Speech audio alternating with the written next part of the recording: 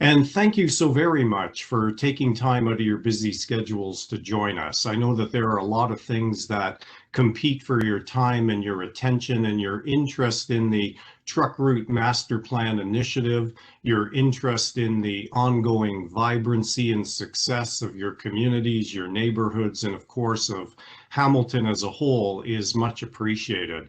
I do a fair bit of this kind of work, and it's my personal belief that people who like yourselves, who take time out of your busy personal and professional lives to contribute constructively to matters of civic and societal interest, are always most deserving of our gratitude and respect. So thank you again for joining us, and I look forward, as I'm sure do you, to a productive and constructive session. For those of you whom I've not yet met, my name is Glenn Pache. I'm the head of a firm called GLPI, and it's my pleasure to serve as the independent facilitator for tonight's session. So again, it might be important for you to know that I am not an employee of the city, nor am I an employee of any of the transportation consultants who have been retained to assist with the master plan review. My role is simply again to serve as the independent facilitator for the session. The only bias I bring to the meeting, if you can call it a bias, is toward achieving the best result for us all, and that's what I will set out to do. Now, I'll introduce a few others in a moment, but before we go any further, let me share a respectful land acknowledgement. The city of Hamilton is situated upon the traditional territories of the Erie, Neutral, Huron-Wendat, Haudenosaunee, and Mississaugas. This land is covered by the Dish with One Spoon Wampum Belt Covenant, which was an agreement between the Haudenosaunee and Anishinaabe to share and care for the resources around the Great Lakes. We further acknowledge that this land is covered by the Between the Lakes Purchase, 1792, between the Crown and the Mississaugas of the Credit First Nation. Today, the city of Hamilton is home to many Indigenous people from across Turtle Island, that is North America, and we recognize that we must do more to learn about the rich history of this land so that we can better understand our role as residents, neighbors, partners, and caretakers. So let's talk a little bit about what it is that we're up to tonight. You will hear much more about this later, but really simply put, the TRMP, that is the Truck Route Master Plan, the review, is exploring opportunities to enhance the safe and efficient passage of trucks in Hamilton while balancing a number of things: economic imperatives, the movement of goods, with the needs of residents and communities and so forth. The end result will be an updated truck route network with supporting policies and strategies. Now, we have a number of objectives for the meeting tonight, and they're reflected in the session agenda, which is as follows, and we'll put a slide up for you. We're obviously in the opening remarks component right now. In a moment, I'll introduce some of the key team members that you'll be hearing from this evening. I'll also provide a bit of information about how you can participate in tonight's online meeting and cover a few WebEx related housekeeping items. We'll then hear from the city's project manager. His name is Omar Shams. He will share some words of welcome, a bit of context, and some thanks for your participation. We'll then invite Ron Stewart from a firm called IBI, and that's the lead consultant firm assisting the city, to share an overview presentation covering a number of things, including a study recap for those of you who may not be familiar with the work that has already taken place. Ron will give us some background information, a little bit of context. He'll talk about the scope of and the objectives for the study and so forth. We'll hear about a definition of a truck route network and what constitutes a truck. We'll hear about the review process, including an overview of the different phases of work. There'll be a description of the public and stakeholder engagement activities that have taken place and their impact on the study. We'll hear about some of the key influences and issues, including things like climate change and social equity and development and network connectivity, health, and so forth. We will also, of course, talk about the truck route network principles. And perhaps most important this evening, we'll hear about the draft recommended truck route network and supporting strategies. So simply put, really simply put, tonight is about reintroducing the study and its key elements and making you aware of the work that's been done and the process to come. It's about sharing and getting feedback on the vision, the objectives, and the principles underlying the draft recommended truck route network and the network itself. It's about helping us to all better understand the way in which public and stakeholder engagement has helped to shape the study direction. And it's about providing an opportunity to participate in the planning process. And of course, outlining other avenues for doing so. And we'll speak to next steps and where things go from here. At the end of the presentation segment, we will be inviting both questions of fact or clarification and any brief comments or observations that you, the attendees, the participants in the meeting, would like to share. We'll also outline the range of opportunities outside of this session that are available to you for providing your comments and ideas. The opportunity, I want to make this really clear from the offset, the opportunity to share your thoughts certainly extends beyond this one meeting, which will just be a couple of hours or so in length. The city and their consultants absolutely understand the importance of hearing different points of view and of harnessing the best ideas from wherever they may come. And I'll also note that some people sent questions in advance of the meeting, and a thank you for doing so. Our speakers will look to address many of them during the presentation or again towards the latter part of the meeting. Now, a bit of a heads up, and I got to take a few minutes on this. We will be, as I mentioned, inviting questions and comments from those of you who are participating this evening, and that'll be later on after the presentation. But I wanted to describe right now how you can prepare to do that, so you've got a bit of a heads up. And I know that some of you are experts using things like WebEx and other online platforms, but for some people tonight, this may be the very first time you've ever done this. So bear with me while I take a few minutes to go through a few details. And again, I want you to know this now so that you'll be ready to participate later on when we open things up for questions and comments. And by the way, one of the things I wanted to mention, right from the start, is this session is being recorded. And it's being recorded with a view to both have a record of the proceedings, but also to make at least the presentation component available to those of us who may not have been able to join in this evening. So to help avoid crosstalk and to keep the process manageable, the WebEx tonight has been configured so that those who want to ask questions or share comments can signal the team by using the raise your hand function. And that's an electronic raise your hand, obviously. And for those who are unfamiliar with how to do this, let me explain what the different options are. And you're seeing already a slide on screen that has some of those, and I'll walk you through them now.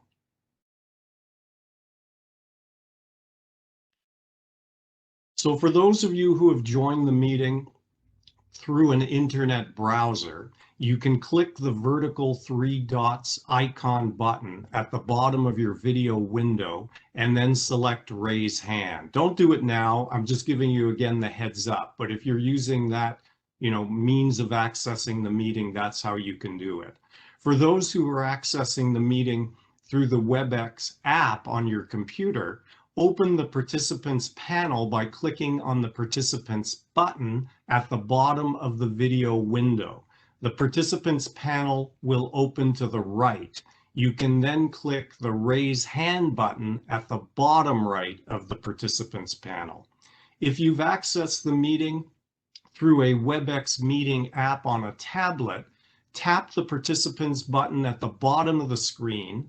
Then you can tap the raise your hand button at the bottom right of the window. And again, there's some images on screen which will help you.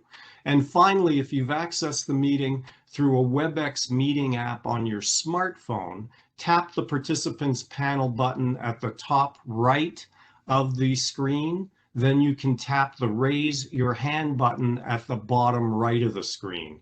Now, please note, for those of you who may have chosen to participate by simply calling in on a regular phone, that is a non-smart, a non-web enabled phone, you'll be able to listen to the proceedings and to electronically raise and lower your hand by pressing *3. Again, that's *3. And all participants will be muted again until they're invited to speak. If you want to ask a question or share a comment, be sure to enable your device's microphone. And that's different than muting and unmuting. You need to make sure that your device is allowing its microphone to be used. Once your hand is raised, you'll be placed into the queue, and the team will then select and unmute participants with raised hands and announce their screen name. And when you've been unmuted, again, please share your brief question or comment, and you'll be remuted after doing so. And please remember to lower your hand after you've spoken. We will try to get to as many people and as many questions as possible within the window of time for this evening. We would ask respectfully that you keep your questions as concise and focused as possible. If somebody's already asked your question, lower your hand or ask a different one, and thank you in advance for doing that. Also, and I'll just note again that this is important for tonight, questions about individual properties or site-specific properties will not be addressed this evening. Those are best addressed through other forms than this one. Okay, I'm almost done. I believe that we have some of our elected officials who are joining us this evening and or their representatives. I won't single them out, but I will thank them for their interest in our topic and again for taking time to be part of the meeting. We're also joined by a number of members of the project team. City staff and members of the consulting firm assisting with the study. They are many in number, so I won't mention them all, but I do want to single out a few folks that you will be likely hearing from this evening, either as presenters or potentially as responders to questions. And I'll invite them now to just say a quick hello as I introduce them so that you can put some of the faces to the names or the names to the faces. So from the City of Hamilton, we have Omar Shams. I mentioned him earlier. He is the project manager with the city. We will hear more from Omar in a moment, but Omar, did you want to say just a very brief hello? Good evening, everyone. This is Omar Shams, City of Hamilton project manager for Truck Route Master Plan. Thanks, Omar. And we also have Steve Malloy, who works with Omar in transportation services. Steve?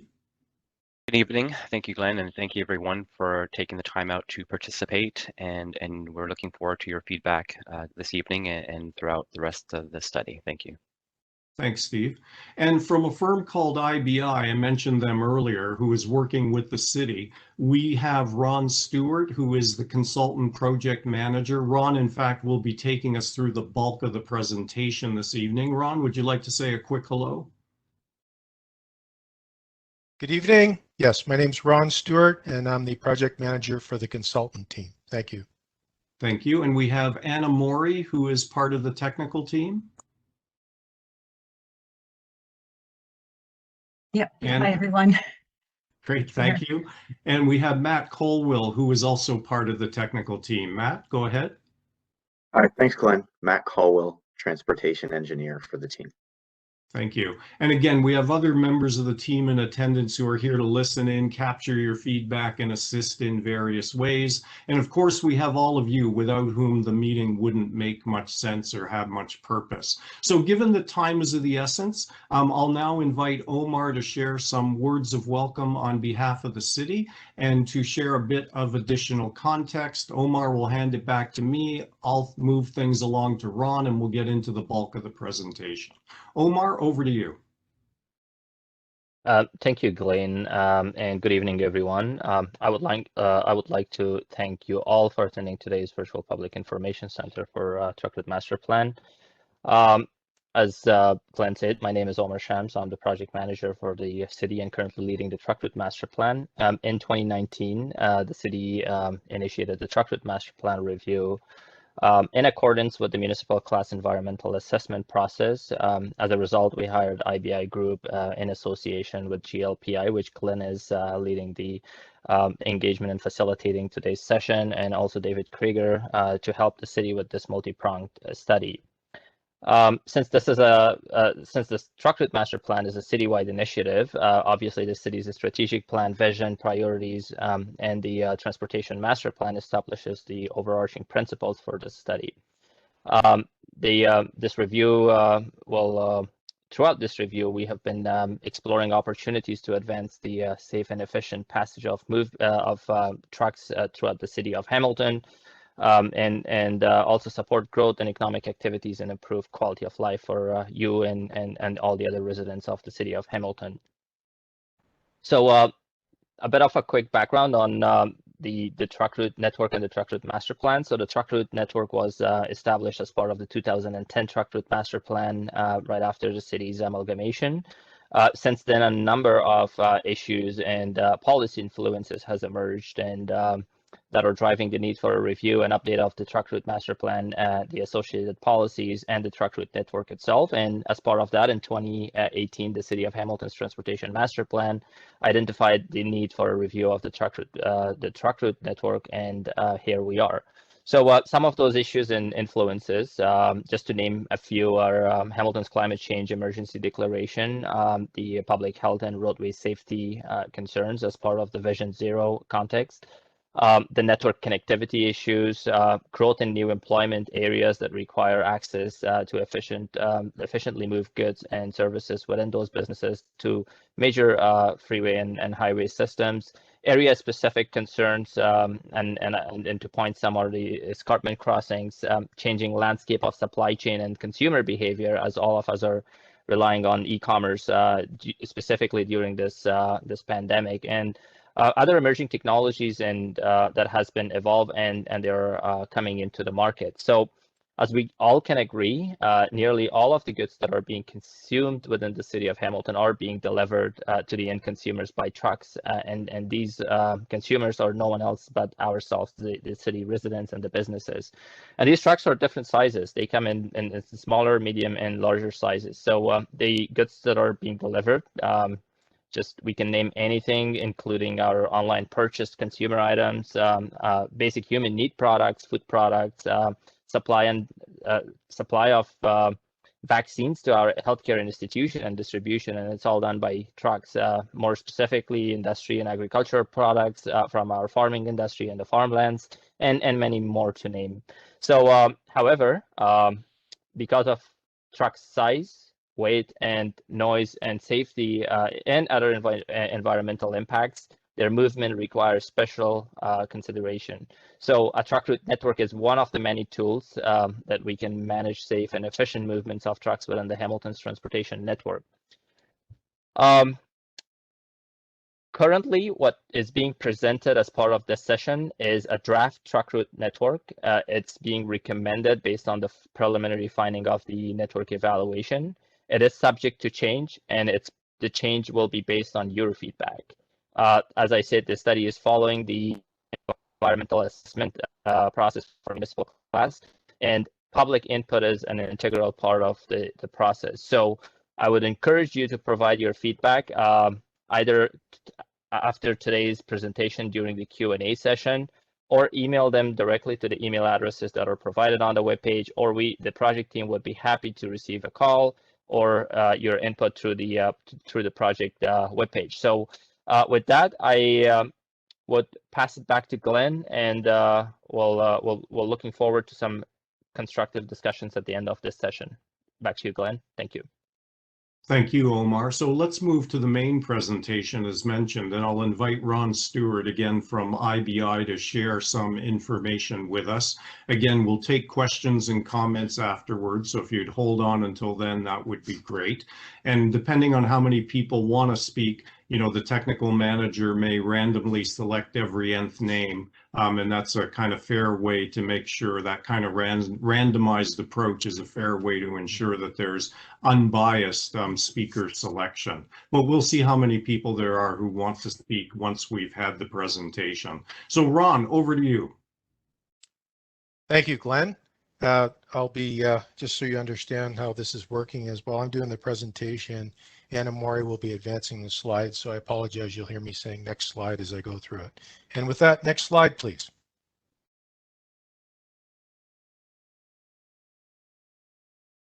So we want to start with a study recap because it was a number of months ago that we had the first Public Information Center. Next slide, please.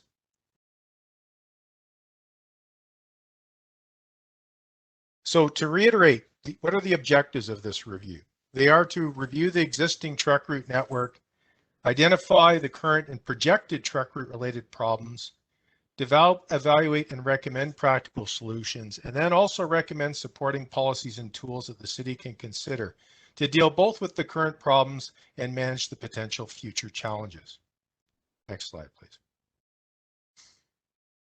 So what is a truck route? The truck route defines the roadways that trucks are allowed to use in Hamilton, and that is defined as any vehicle or trailer which weighs more than 4,500 kilograms is required to use the truck route network.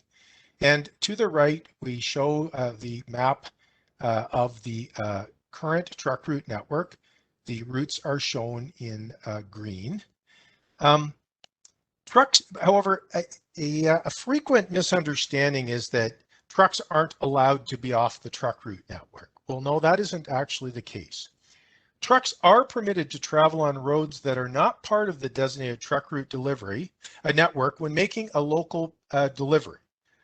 So if they are on their way to a pickup or a delivery and they have to travel off of the truck route network, they are allowed to travel off of the truck route network as long as they are taking the most direct path to and from the truck route network to the destination.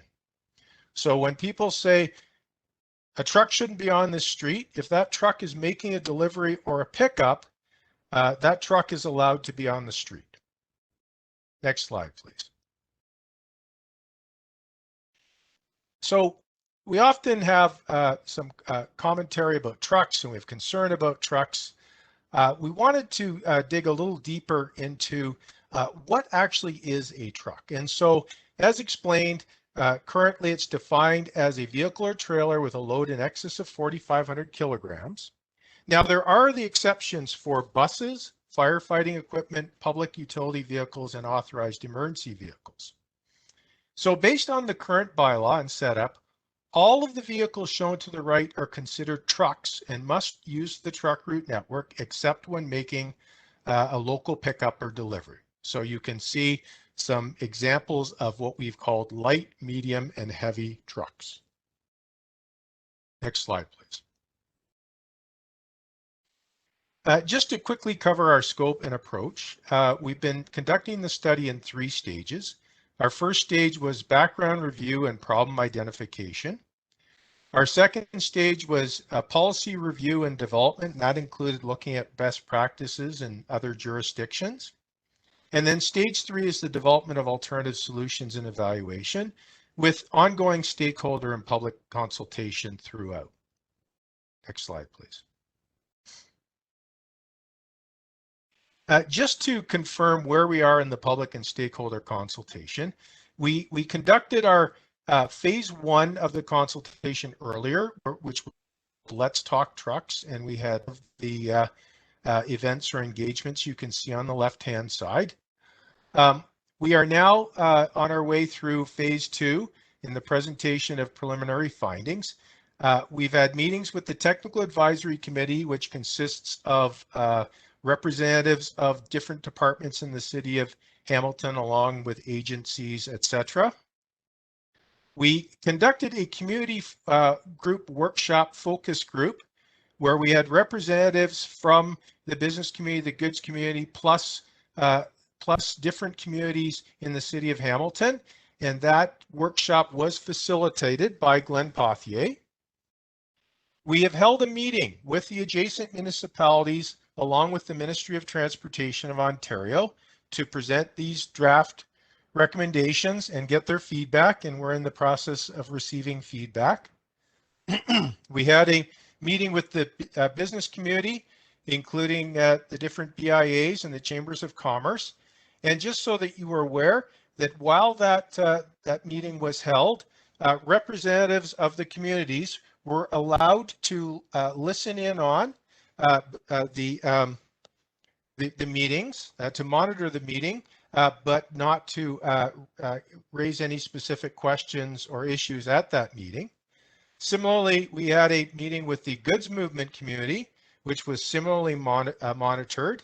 In each case, we have now asked those different communities to come back with specific feedback from the material that we provided, which is the same material that we are presenting this evening.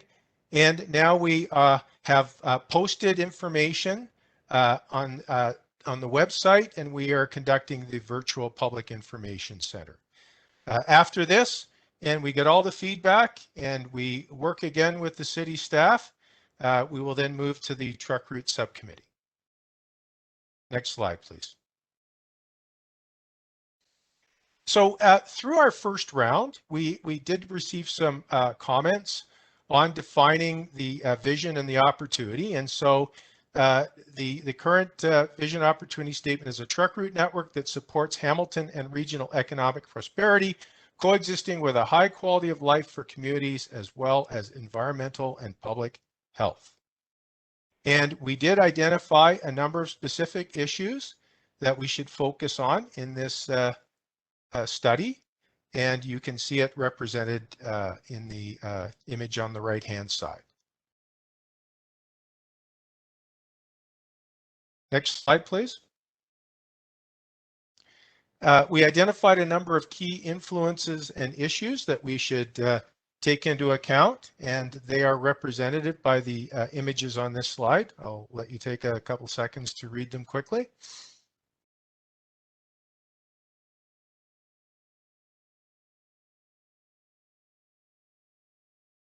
Next slide, please. When we conducted our policy review and came up with a development, there were many policies that we uncovered from other jurisdictions, etc. Some of them that we wanted to identify as examples of policies are develop a regular commercial vehicle data collection program, and we'll let you know the City of Hamilton has already made progress on that. Work with private sector truck generators to encourage strategies to reduce the size and number of truck trips. Integrate commercial vehicle movements into the complete livable better streets design process, because commercial vehicles are a part of life. Provide police with the enforcement tools, bylaws, and the resources in order to enforce the truck route network, and to establish a framework to review goods movement in the rural road rehabilitation process. Many people have commented on the current state of a number of the rural roads and their adequacy in order to provide for goods movement, and that's recognized as part of this work. Next slide, please.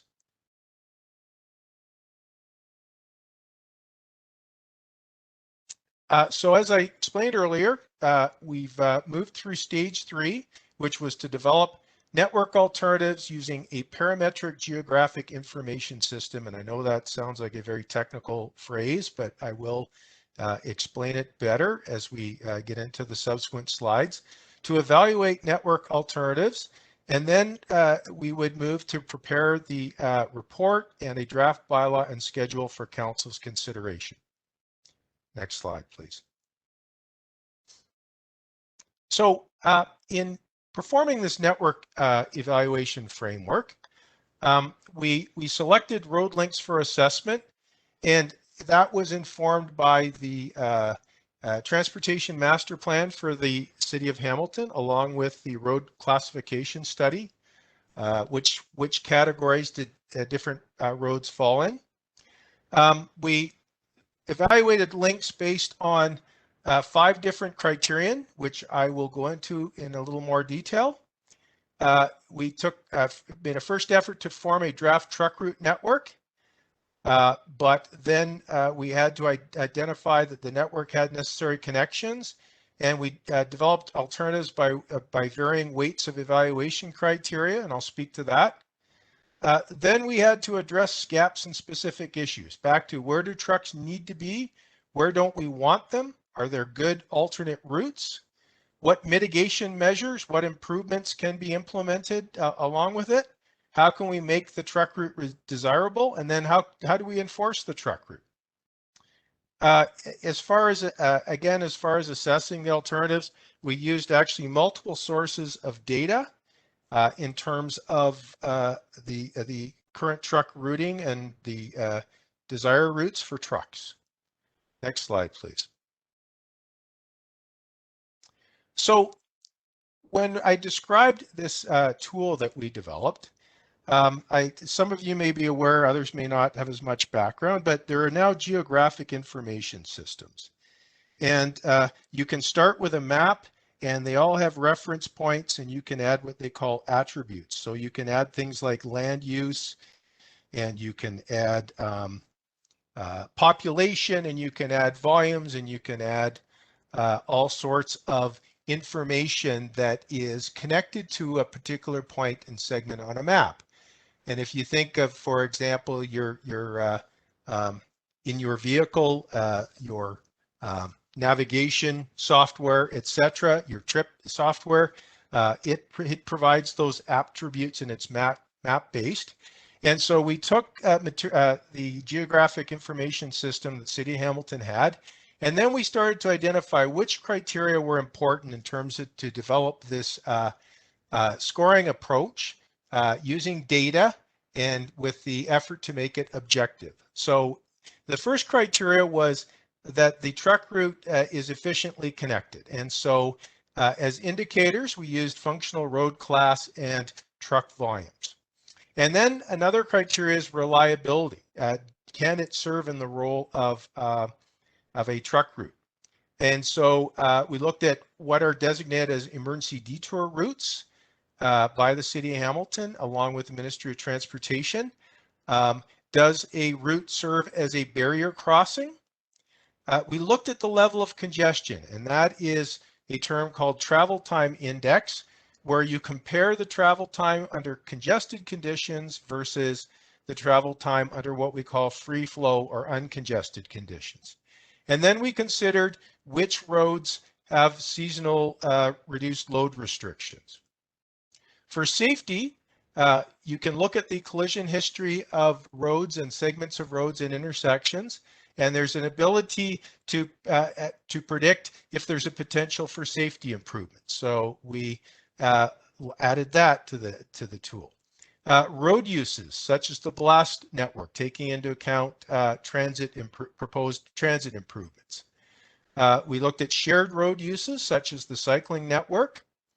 And then we added on pedestrian density, where we took population and employment statistics and numbers in order to do a prediction of pedestrian density at locations. The next criteria was equity. So in that case, we identified low-income household prevalence, and we also looked at the prevalence of vulnerable age cohort. And so that is people that are under the age of 19 or 65 and over. For public health, we looked at the adjacent residential zoning and actually the density of the residential zoning. And we also looked at sensitive land uses and community facilities. And on the right-hand side, we've provided a listing of how we assessed sensitive land uses. So very sensitive land uses were hospital, schools. A sensitive land use was a hospital within 100 meters, school within 100 meters. long-term care adjacent, and then we show sensitive community facilities and other community centers. Next slide, please.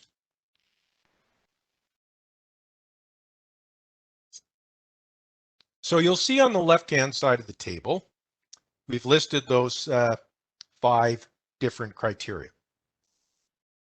So then in order to look at alternatives, we came up with 4 different network philosophies to compare with the existing truck route network. And we gave them different weighting. So we started with what we call a balanced network, where each of those 5 characteristics were weighted equally. So you can see in that yellow column, you have efficiently connected, reliability, safety, equity, and public health, all weighted equally at 100%. And then we did some variation in order to look at some alternatives. So we had goods movement mobility focused, where we put a higher weighting on characteristic 1 and 2 and a lower weighting on 4 and 5. I want you to note that, sorry, I've been asked, we are now on slide 19. For those of you that are following along and can't see and are reviewing the presentation, we're on slide 19. Thank you. I'd like you to note that the characteristic number 3, safety, we don't have an alternative where that is lower than 100%. We always keep it as a minimum at 100%. So goods movement, mobility focused, greater weighting on 1 and 2. And then for community resiliency focused, we flipped it where we have a lower weighting on efficiently connected reliability and greater on equity and public health. And then we did one that was called public health focused, where we weighted safety at 150 and public health at 150, and we again lowered the weighting for efficiently connected and reliability. And through that, we looked at the road network of road segments scoring 50 or greater, and concluded that the balanced network served as the best starting point for developing a 24-hour truck route network. Next slide, please. So this is a screenshot of the tool, just to demonstrate the tool, where we have all the different layers of data applied to each road segment, and then we have a scoring system for it. Next slide, please.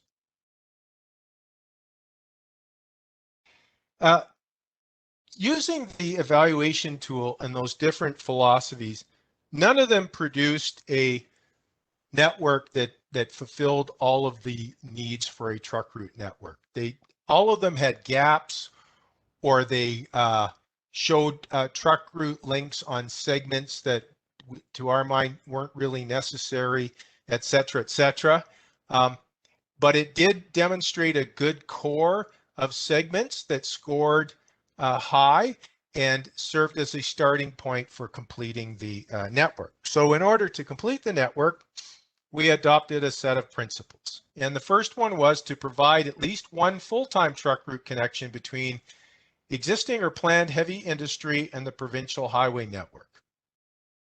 The next one, which I know will come up when we talk about, when we get a number of the comments, is provide sufficient connectivity and truck route network spacing to avoid excessive additional truck travel time compared to the shortest travel distances. Okay, so that's to make sure that there isn't such a circuitous route that it might make it substantially less attractive, and also to make sure that there's a feasible redundant route. So is there a backup route available when part of the truck route might become temporarily unavailable? That might be for traffic incidents, which might be a few hours, or it might be construction, which might be weeks or months. Third was to provide one or more truck route connection, either full or part-time, at each provincial highway or municipal parkway interchange. Next slide, please. Provide at least one full-time truck route connection to each bordering truck route in adjacent municipalities. Maintain the provincial emergency detour route as part of either the 24 or daytime only truck route. and to avoid truck route dead ends for both the 24-hour network and the daytime only network. In other words, make sure that truck routes connect to other truck routes, or that we provide a turnaround loop for a truck to be able to complete a trip while staying on the truck route to the degree possible. Next slide, please. So the question might be, well, what has been the impact of the public and stakeholder engagement so far? Well, the development of the 5 criteria to represent all the different perspectives of what should go into consideration of a truck route network, identification of what should serve as scoring indicators for this tool, development of those 4 network philosophies that we described for comparison purposes, and also the identification of specific locations with issues that should be addressed to deal with existing and future movements. Next slide, please. I will now mention that we are on slide number 24 for those who are following along, just so that you can stay in step. And now we'll turn to the draft recommended truck route network. Next slide, please. So this is an overall map showing the draft recommended truck route network. And those of you that have been to the website will know that we do provide zoomed in versions of different parts of the city of Hamilton, and I'll deal with that in subsequent slides. In this case, the green are shown as full-time truck routes, and the red dashed lines are shown as daytime only, 7 a.m. to 7 p.m. routes. Next slide, please.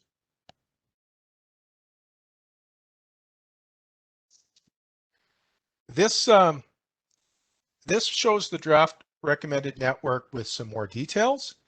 For example, we were asked if we could overlay the cycling network and show we have shown cycling infrastructure, both existing and planned. Next slide, please. I know this is a busy map, but this is a summary of the proposed changes to the existing network. So in red are segments that are part of the existing truck route network but are proposed to be removed. In blue are segments that are proposed to be added. In orange are segments that are proposed to be daytime only. And then you will see that we have some black framing. You'll see on the legend on the right-hand side where we show operational improvement, where and there's a cursor pointing at it right now. So while it is proposed to be an addition to the truck route network, it is also recognized that operational improvements are necessary for it to be added to the truck route network. We also show proposed future links as blue dashed lines, and they are as a result of different area studies dealing with the necessary transportation infrastructure to support those areas. Next slide, please. As we stated, there are a number of implementation strategies that would be necessary as part of the implementation of this draft truck route network. Next slide, please. I am now on slide 29 for those who are following along. Slide 29. And we'll go into more detail on these different elements. Focus on the larger trucks. Most of the input and the concerns raised are about larger trucks. Implement more daytime only routes, 7 a.m. to 7 p.m. in an effort to find a balance and deal with quality of life issues. Implement operational improvements along the truck route network. And then add the segments once necessary improvements and approvals and improvements have been made. Next slide, please.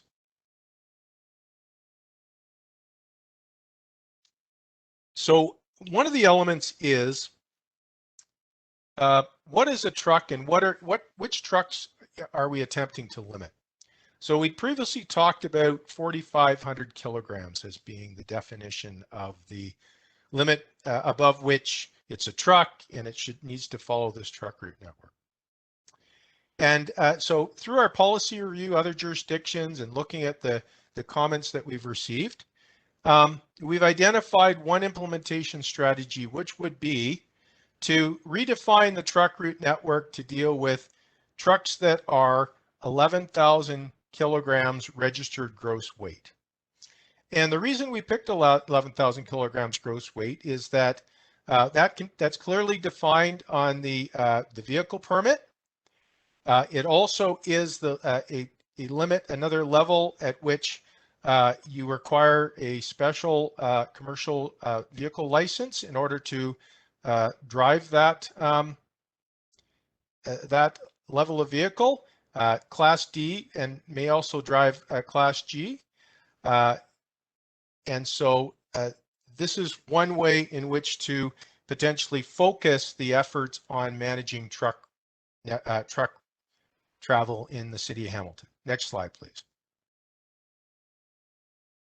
This image gives you an idea, again, of the what type of vehicles fall into the categories that we are talking about.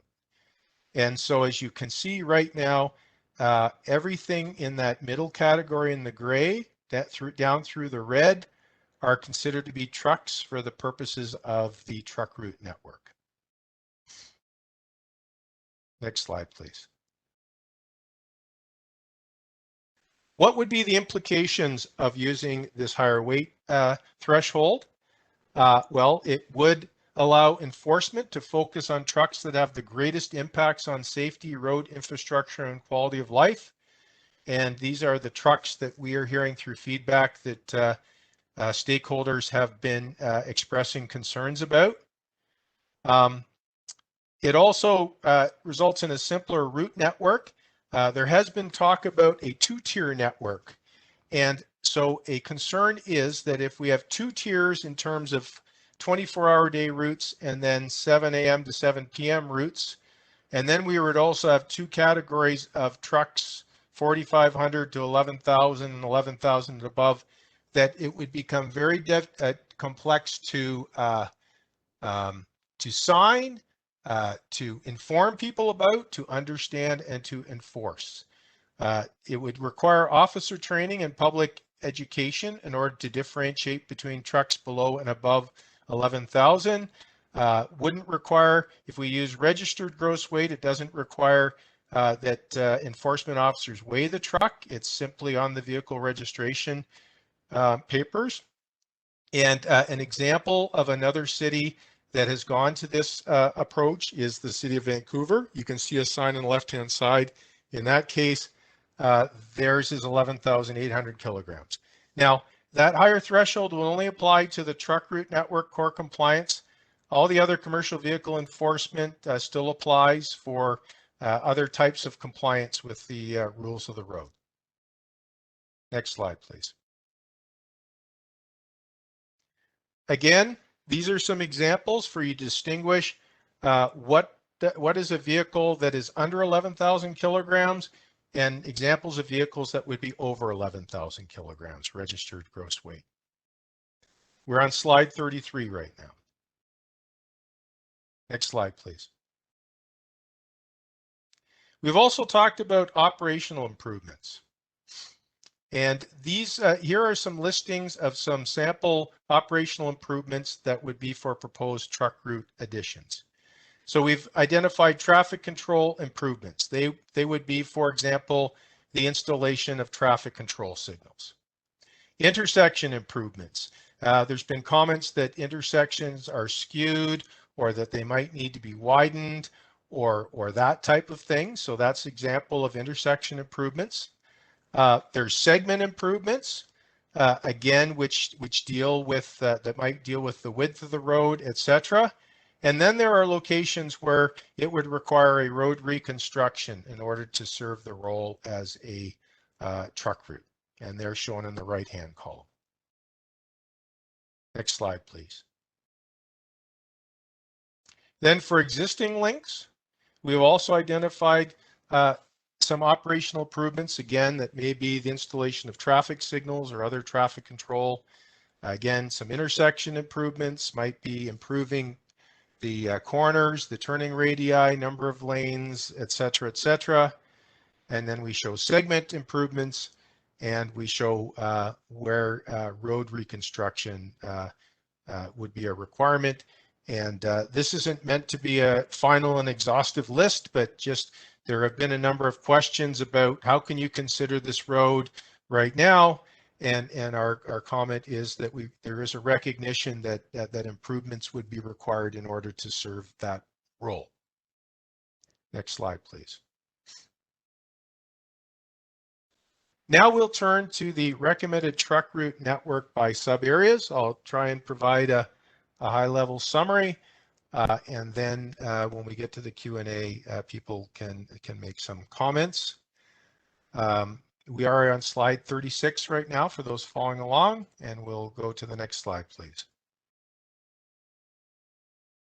So this slide shows the north part of the city of Hamilton, and you can see that in Waterdown, we propose to keep Dundas in place. There's Parkside. We show a daytime connection on Hamilton. Center Road, Concession 6. We show daytime through Carlisle. And then on the, I'll say the southwest side of Highway 6, we show Regional Road 97, Safari, Brock Road. One of the changes proposed is to change from Concession 5 to Concession 4, along with operational improvements. As you take a look at this grid, I want to return to the principle about providing distribution for truck routes and the truck route network.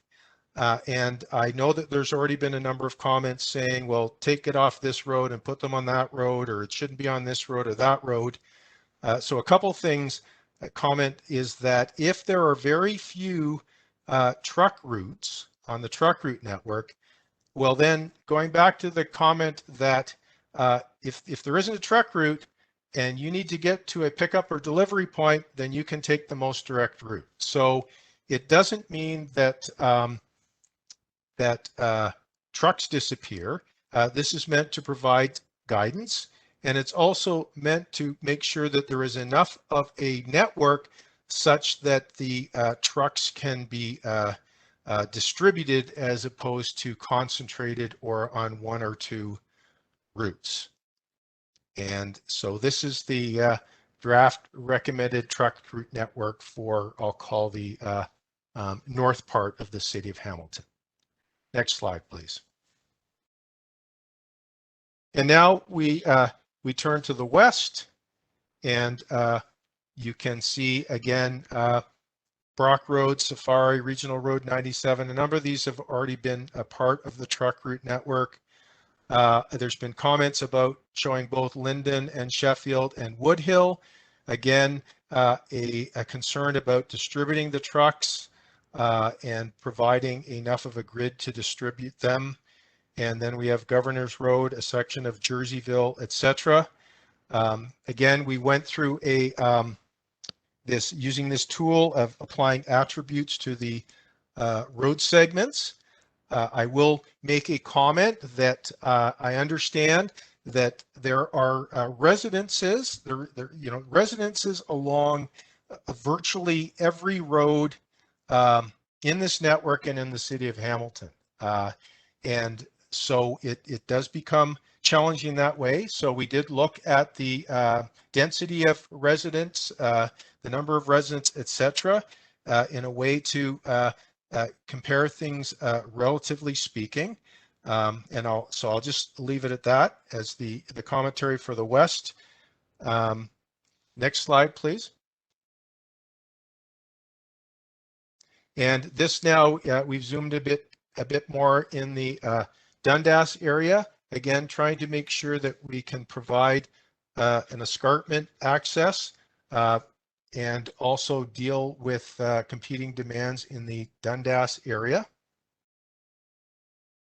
Next slide, please. And now I'll call this area the south. And so you'll see that, for example, that we've dealt with the concerns about the truck route through Binbrook, and we've proposed that there would be a bypass to the north and the south of Binbrook, and furthermore that those roads in that area would be 7 a.m. to 7 p.m. I will tell you that we get many different perspectives from stakeholders. We've had the perspective that, well, farmers don't just operate from 7 a.m. to 7 p.m., so concerns about restrictions, etc. So this is our effort to balance it out. A concern is that if you look at this map, we could be in, there's been comments about Halderbrook, etc., but you could have that there is no east-west truck route south of Rymel Road in the city of Hamilton. So this is our effort to try and provide enough of a grid to provide some routes, distribute the truck traffic, and manage it in this entire south area. Next slide, please. And so this is now where we've zoomed in a bit to show our proposed approach in the Binbrook area. So that's Guyot and Kirk Road to the north and to the south. Next slide, please. And now we're down in the Stony Creek area. One thing that I should note that is probably difficult to read from this map is that we are proposing to remove the North Service Road from the truck route network, recognizing the change in land uses there, and that South Service Road can continue to serve as a truck route. The North and South Services Road would still serve as emergency detour routes in the event there's a major incident on the QEW, but we have removed it from the North Service Road. We have also removed some of the stubs. There were some small sections in the current truck route network, recognizing that the few trucks that need to travel there can do so through the ability to take the most direct route to and from the truck route network. Next slide, please. Now, this is what I will call the west downtown area. And so you can see that we are showing King and Main as daytime truck routes in the north-south direction, and sorry, along with a section of Barton. We show Parkside and Ottawa as daytime truck routes. Again, with the effort to provide enough routes to distribute the truck traffic, and also to have it from 7 to 7 to manage the times and quality of life balance.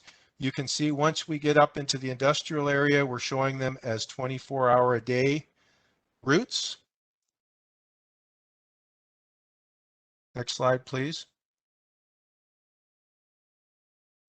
And now this is the what I'll call the east part of downtown Hamilton.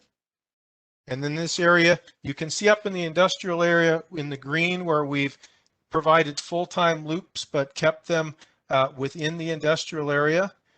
We do show Wellington and Victoria as a one-way pair. We do show a section of Cannon feeding out to York, again as a one-way. And we do show Queen and Bay along with Maine, etc., providing those links so that you can see that once we get out of the industrial area, we are showing them as daytime routes from 7 a.m. to 7 p.m. We did had some questions with stakeholders saying, are we absolutely fixed on the hours being 7 a.m. to 7 p.m.? No, we aren't absolutely fixed on that. We thought that was straightforward and would cover both the morning and afternoon rush, for example, but I'm sure that if it was desired to make some changes to that could be considered. However, it would be important to be consistent for the ability of people to understand and follow the truck route network. Next slide, please. We are now at slide number 45, and I will turn it back to Glenn for discussion. Thanks, Ron. And for those of you who've joined us in progress, and I know that's quite a few of you, and by the way, we're up around 240 so participants in this webinar. So thank you very much to all of you for your interest and participation. But again, for those of you who've joined us in progress, you've been listening to Ron Stewart from a firm called IBI, who's been taking us through the overview presentation. My name is Glenn Pache. I am serving as the independent facilitator for the session. So as mentioned, this part of our agenda is about hearing from meeting attendees, both your questions and your comments. And if you'll just give me a minute to set this up, and I don't even know if I need to say this, but I will just in case. I know that the good people of the city of Hamilton share this next sentiment, but I will note that the mayor and council feel very strongly about the importance of civility and respectful dialogue. And of course, to that end, there'll be no tolerance for profanity or inappropriate language and so forth. And again, I don't know if I even needed to say that. I wouldn't have expected that to be the case this evening anyway. So if you're interested in sharing a question or comment, please follow the instructions that I mentioned earlier to raise your hands electronically, and we will try to get you into the queue. Again, I will note that we may not get to everyone this evening given the time that's available. You can send your questions, you can send your comments post-meeting to the project team. Their email addresses and phone numbers will be put on screen just a little bit later. And of course, you can complete the PIC related survey on the project website at www.engage.hamilton.ca/TRMP. And if we could just put the next slide up for a moment. This is a technique that's being used through the website survey, and you might want to think about it for tonight as well as you're sharing your thoughts. What do you see as the advantages of the truck route as it's been laid out and the supporting policies? What do you see as some of the impediments or the issues or the problems or the flaws with it? If you see some flaws, what are some of the potential mitigation strategies? How might those be addressed? And of course, if you have any outstanding issues or questions, we'd love to hear them as well. And some people sometimes prefer to use a simple 3S approach. And by 3 S's, I mean, what's satisfying? What did you hear in the strategy that you liked? What's surprising? What kind of astounded you for one reason or another? And the third S is stressing. What's causing you some heartburn, some concern? We'd love to hear about any and all of those.